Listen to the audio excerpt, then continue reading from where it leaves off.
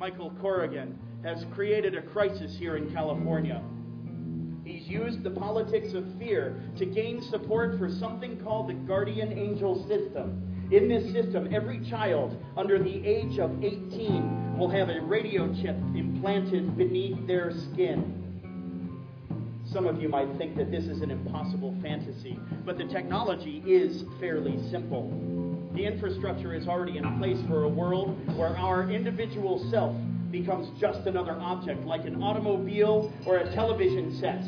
In this system, we become a mobile ID chip, moving through an environment of other chips that link and communicate with each other.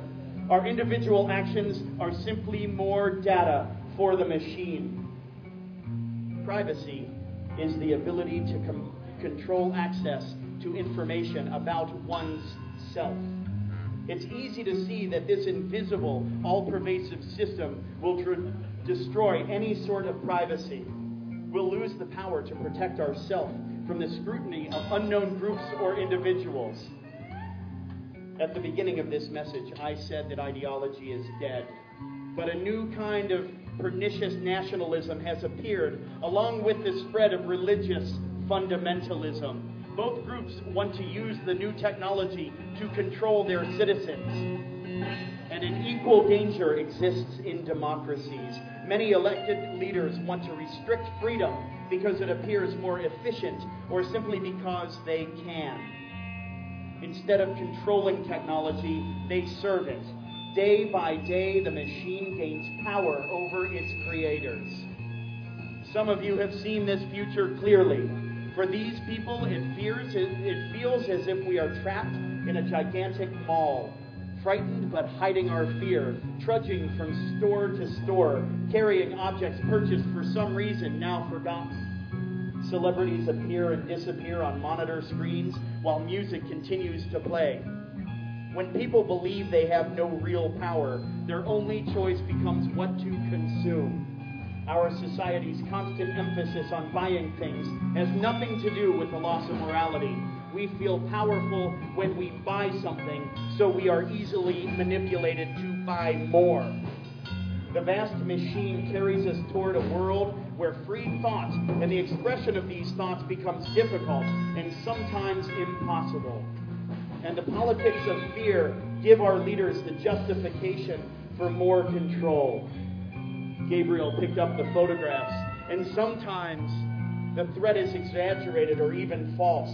Here in California, the Evergreen Foundation made 14 children disappear, but they are alive and safe, and their story will validate my message. Of course, there are real terrorists, and we should defend ourselves against these attacks. But the anthrax incident in Tokyo, the bombings in Paris, and the poisoned food in Australia are events deliberately created to establish a permanent system of control. Look behind the curtain and ask yourself, who really benefits from these changes? Some of us have had enough of the fear and manipulation. In the next few days, we will appear in the chambers of power and on the street. Join us. Stand with us. Who speaks for freedom? It's your choice.